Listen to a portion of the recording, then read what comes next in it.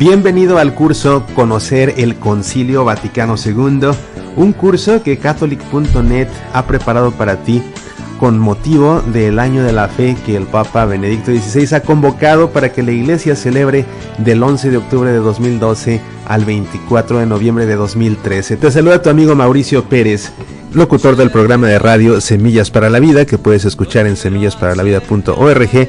En esta ocasión, colaborando en la versión en audio de este curso, que ha sido desarrollado bajo la autoría de José Miguel Arraiz, director del sitio apologeticacatólica.org, y bajo la dirección editorial de la maestra Mayra Novelo de Bardo, directora ella de Catholic.net. Te doy la bienvenida a esta primera lección. Será un curso verdaderamente fascinante. Vamos a estar aquí juntos cada semana estudiando diferentes aspectos del Vaticano II. Vamos a centrarnos principalmente en los documentos que fueron escritos a lo largo de este concilio, tales como las 4 constituciones, Lumen Gentium, Dei Verbum, Sacrosanctum Concilium y Gaudium et Spes. También cubriremos las declaraciones, Gravissimum Educationes, Nostra Aetat y Dignitatis Humanae, y por supuesto también los decretos, Adientes Apostolicam Actuositatem, Christus Dominus, Presbyterorum Ordinis, Optatam Totius, Perfecte Caritatis, Unitatis Redintegratio, Orientalium Ecclesiarum e Intermirifica. Y al final, en las últimas sesiones, vamos a hacer un estudio acerca de los errores comunes en la recepción del Concilio Vaticano II, tales como el ultratradicionalismo, el liberalismo y el progresismo. Y concluiremos este curso hablando acerca de la actualidad del Concilio Vaticano II, porque si bien es cierto que hace 50 años que tuvo su origen este Concilio Vaticano II, y de ahí el motivo de que el Papa Benedicto XVI nos haya invitado a celebrar este Año de la Fe, para celebrar precisamente 50 años de la apertura del Concilio Vaticano II y 20 años, por cierto, de la publicación del nuevo catecismo, del Catecismo de la Iglesia Católica. La realidad es que este concilio y sus frutos siguen vigentes. El trabajo de todos los sacerdotes, obispos, cardenales y laicos incluso que participaron en este Concilio Vaticano II sigue dando frutos hasta nuestros tiempos, así que conviene comprender el Concilio Vaticano II no como un evento que sucedió hace 50 años, sino como un evento que sigue vigente en la Iglesia Católica.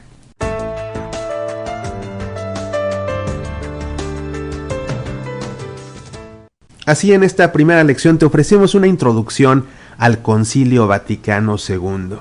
Allá en 1959, el 25 de enero, el Papa Juan XXIII, el Papa Bueno, anunció la intención de convocar un concilio ecuménico, haciendo realidad el deseo de algunos papas anteriores como el Papa Pío XI y el Papa Pío XII. Finalmente, fue convocado de manera oficial con la Constitución Apostólica Humanae Salutis el 25 de diciembre de 1961.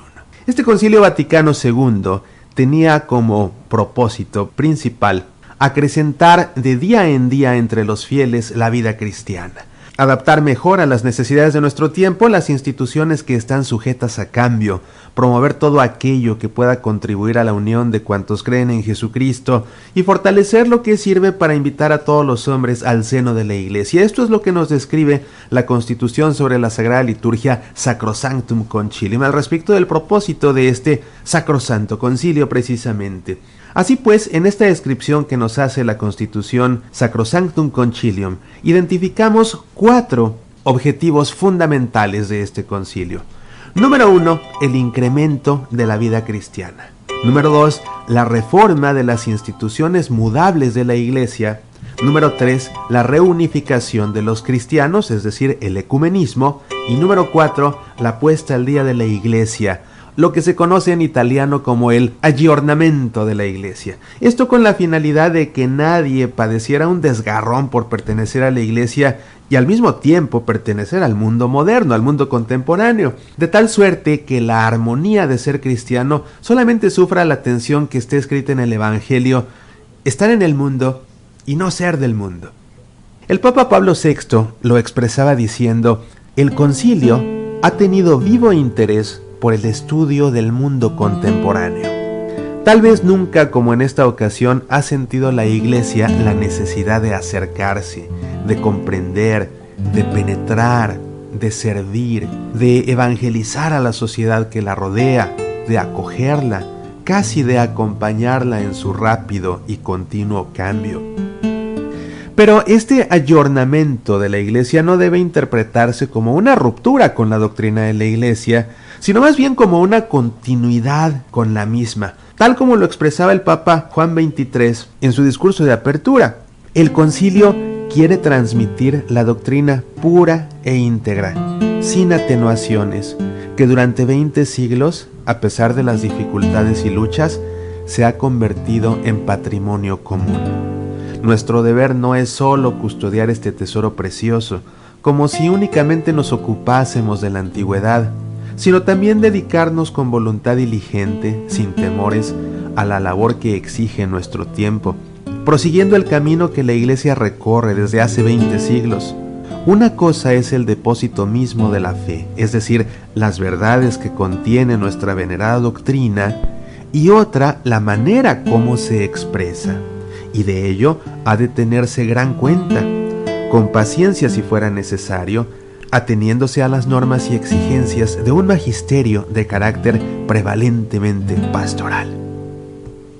Así pues, para preparar este Concilio Vaticano II, se creó una comisión antepreparatoria el 17 de mayo de 1959, una comisión que fue presidida por el cardenal Tardini y que tenía como fin recoger las sugerencias temáticas a tratar en la Asamblea Conciliar.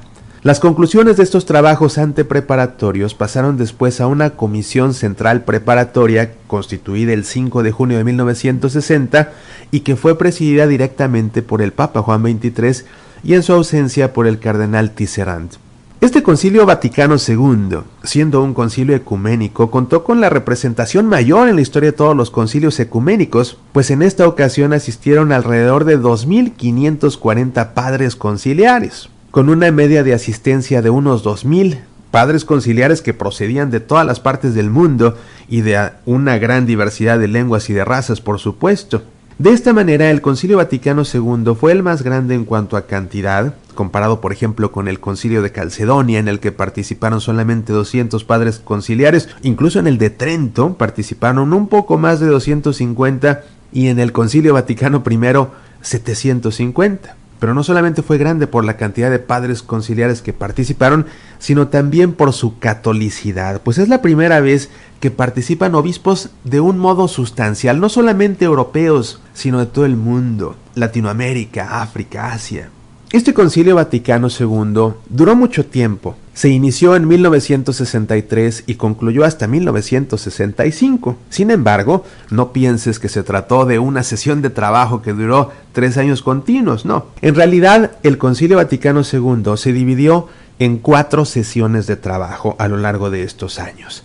La primera de ellas fue presidida por el mismo Papa Juan XXIII en el otoño de 1962, iniciando por supuesto el 11 de octubre, que como te digo es la fecha en que inicia este año de la fe para conmemorar que este Concilio Vaticano II inició hace 50 años. Pero al año siguiente, el 3 de junio de 1963, el Papa Juan XXIII fue llamado al cielo. De tal manera que su sucesor, el Papa Pablo VI, convocó las siguientes 3 sesiones de trabajo, y también las presidió él mismo, hasta su clausura en 1965. La lengua oficial de este Concilio Vaticano II, por supuesto, fue el latín. Todas las sesiones se llevaban a cabo en latín, todas las ponencias se hacían en latín y los documentos finales fueron escritos en latín. El 13 de octubre de 1962 se iniciaron las congregaciones generales. Del 22 de octubre al 13 de noviembre se discutió la reforma litúrgica, en la que se introducían modificaciones muy importantes, siendo una de las más espectaculares, por supuesto, la de permitir el uso de las lenguas vernáculas en la celebración de la Santa Misa y de los demás sacramentos, ya no solamente el uso del latín, sino también las lenguas que se hablan en cada lugar. La votación del 14 de noviembre sobre el esquema de la liturgia tuvo un amplio respaldo. Ese mismo 14 de noviembre se comenzó a debatir el esquema sobre las fuentes de la revelación, es decir, de la Sagrada Escritura. Las discusiones a este respecto fueron muy vivas y se fueron decantando 2 corrientes antagónicas. El 24 de noviembre, sería retirado el esquema para ser reelaborado de nuevo por una comisión designada para este efecto. Entre tanto, se sometió a los padres una propuesta sobre medios de comunicación social. El 27 de noviembre se aprobaron las líneas generales de este esquema por una gran mayoría. Al iniciarse el 26 de noviembre los debates sobre las iglesias orientales, se advirtió ya que no había existido una buena coordinación preparatoria del texto presentado, y por tal motivo el 1 de diciembre el concilio decidió devolver el texto a la comisión para que se incluyera en el esquema sobre el ecumenismo. A partir del 1 de diciembre se dedicaron 6 congregaciones generales a discutir el esquema de Eclesia, que versaba sobre la esencia y la estructura de la Iglesia Católica. El esquema presentado tenía una concepción eclesiológica de carácter más bien institucional, de acuerdo con la teología de Belarmino, pero las críticas llovieron sobre este documento pidiendo una reelaboración total del mismo. Como ves, no es fácil conciliar entre tantas mentes brillantes que participaban y que se ponían de acuerdo, cada uno desde el punto de vista personal y desde el punto de vista de su conocimiento teológico y desde el punto de vista de su experiencia pastoral viniendo de diferentes diócesis de todo el mundo. Pues bien, esta primera fase del Concilio Vaticano II fue clausurada por el Papa Juan XXIII el 8 de diciembre en la fiesta de la Inmaculada Concepción.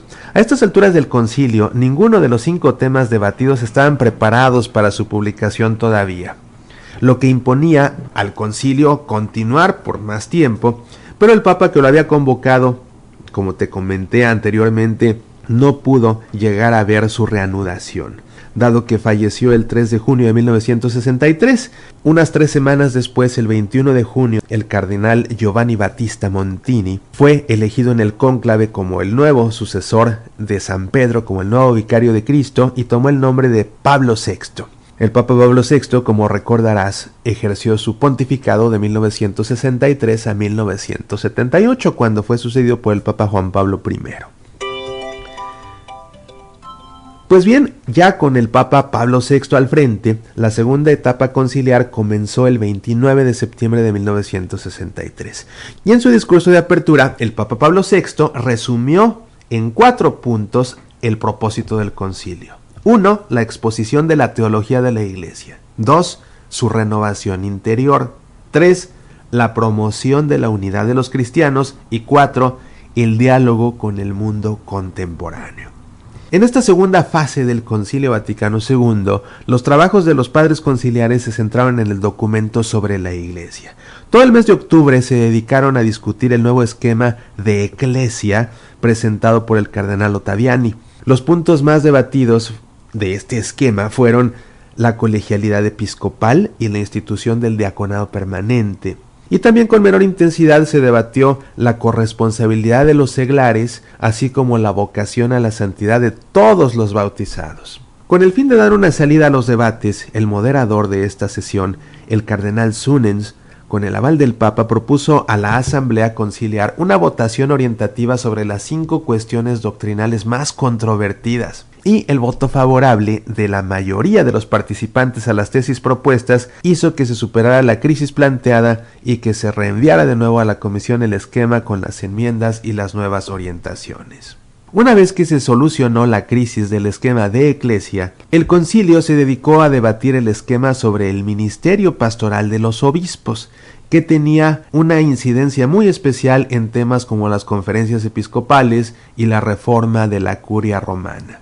Igualmente se debatió sobre el esquema de ecumenismo. Y así llegamos al final del segundo periodo de sesiones y el 4 de diciembre de 1963 el concilio aprobó solemnemente la Constitución sobre la liturgia, que como recordarás se había comenzado a elaborar en la primera sesión de trabajo. Ahora por fin fue aprobada ya, y también se aprobó el decreto sobre los medios de comunicación social intermirífica. 9 meses después, en septiembre de 1964, en específico el 14 de septiembre, con una concelebración solemne llevada a cabo por el Papa Pablo VI y 24 padres conciliares, esto con el propósito justamente de expresar de una manera tangible la renovación litúrgica que ya había sido aprobada en la sesión anterior, dio inicio pues el tercer periodo de sesiones del Concilio Vaticano II. El esquema sobre la Iglesia había sido objeto de una nueva redacción en la que se incorporaba un capítulo más acerca del carácter escatológico de la Iglesia y además otro mariológico. Pero las tensiones de las sesiones anteriores volvieron a hacerse presentes, de modo que en el capítulo 3 sobre la colegialidad episcopal, el Papa tuvo que enviar una nota explicativa previa con el propósito de reducir la oposición de la minoría, reafirmando la doctrina sobre el primado papal del Vaticano I. El esquema sobre el decreto de libertad religiosa suscitó también una controversia por las implicaciones políticas que podía llevar consigo. Otros esquemas fueron discutidos también en esta tercera sesión y de hecho fueron discutidas de un modo más pacífico, podríamos decir, por ejemplo, el de la vida y ministerio de los presbíteros y el de la Iglesia y el mundo actual. El 21 de noviembre de 1964, en una sesión solemne, se promulgaron la Constitución Dogmática Lumen Gentium, el decreto sobre el ecumenismo y el decreto sobre las iglesias orientales. Llegados a este punto, queridos amigos, parece obligado afirmar el valor fundamental que tiene la Constitución Lumen Gentium, en cuanto supone una toma de conciencia de la Iglesia sobre sí misma. En esta Constitución Lumen Gentium, que significa en español Luz de las Naciones, se expone la doctrina sobre el misterio de la Iglesia, el pueblo de Dios al que todos los fieles son incorporados por el bautismo. De ahí deriva la radical unidad de todos los fieles que integran la Iglesia y el carácter universal de la llamada a la santidad. Esta Constitución Dei Verbum declara también que los obispos son sucesores de los apóstoles y que además de presidir sus iglesias particulares, forman parte de un colegio, es decir, de un cuerpo episcopal del que cada obispo se hace miembro. Y este colegio está presidido por el obispo de Roma, es decir, el Papa, y es por ello que el colegio episcopal no puede operar al margen del obispo de Roma, no puede operar de manera paralela al Papa. Los meses que separaron la tercera y la cuarta sesión se caracterizaron por un trabajo incesante de las comisiones conciliares. Y así, el 14 de septiembre de 1965, ya un año después, se abrió el cuarto periodo de sesiones. En su discurso de apertura esta vez, el Papa Pablo VI anunció la creación del Sínodo de los Obispos y se comenzó debatiendo el nuevo esquema enmendado sobre la libertad religiosa, que todavía dio lugar a algunas discrepancias. No sucedió lo mismo con otros documentos de mayor rapidez en su tramitación, por ejemplo el decreto sobre el ministerio pastoral de los obispos, o el decreto sobre la renovación de la vida religiosa, así como el decreto sobre formación de los sacerdotes, y también la declaración sobre las relaciones con religiones no cristianas y la declaración sobre la educación cristiana. Todos estos textos fueron aprobados y promulgados en la sesión del 28 de octubre de 1965. La Constitución sobre la Divina Revelación, Dei Verbum, y el decreto sobre el apostolado de los laicos se promulgaron en la sesión del 18 de noviembre del mismo año. Ya casi al final de esta etapa conciliar se había planteado un serio debate en torno al esquema 13, cuyo nuevo borrador no había disipado las dudas de algunos padres conciliares y se originaron vivos enfrentamientos a propósito de problemas concretos, como el desarme, la guerra total, en fin. Pero finalmente, la actividad de la comisión a cargo de este documento pudo elaborar un texto que mereció la aprobación de una amplia mayoría. Y así, el 7 de diciembre se promulgó definitivamente este famoso esquema número 13, mejor conocido como la Constitución Pastoral Gaudium et Spes, es decir, gozo y esperanza. Igualmente se aprobarían los decretos sobre la actividad misionera y sobre el ministerio y la vida de los presbíteros, así como la declaración sobre la libertad religiosa. Finalmente llegamos al 8 de diciembre de 1965, en que en una solemne ceremonia celebrada en la Plaza de San Pedro, el Santo Padre, el Papa Pablo VI, clausuraba el Concilio Vaticano II. Con su breve apostólico In Spiritu Sancto, el Papa declaraba la terminación del concilio y renovaba la plena aprobación de las decisiones conciliares. Aunque todavía es pronto para hacer una valoración de conjunto del Concilio Vaticano II, sí podemos destacar algunos puntos que fueron muy sobresalientes. Por ejemplo, se dio una gran profundización doctrinal en temas importantes como la colegialidad episcopal, como la sacramentalidad del episcopado, como la comunión de las iglesias y, por supuesto, acerca del sentido participativo de la liturgia. Es importante también tener presente cómo el decreto sobre el ecumenismo ha abierto nuevas vías de diálogo con los hermanos separados y al mismo tiempo se afirmó de manera rotunda el principio de la libertad religiosa, la cual hoy por hoy la Iglesia Católica defiende con gran entusiasmo. El Vaticano II ha destacado también la llamada universal a la santidad, es decir, todos los bautizados estamos llamados a ser santos, y en consecuencia la responsabilidad de los laicos en la santificación de las realidades terrenas. Definitivamente podemos afirmar que el saldo del Concilio Vaticano II es positivo.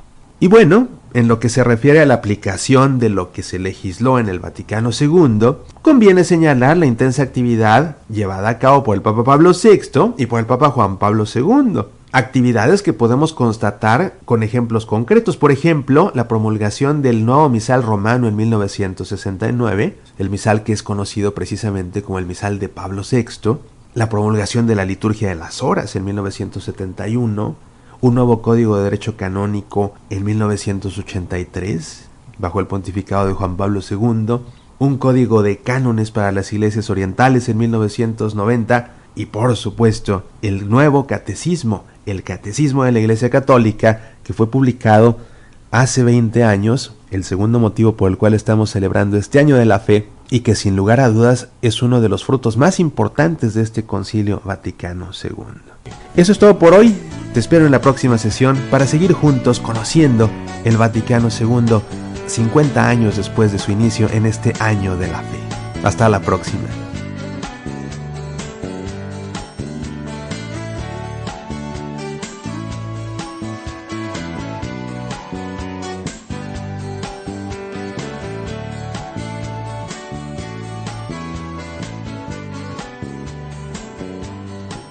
Cercherò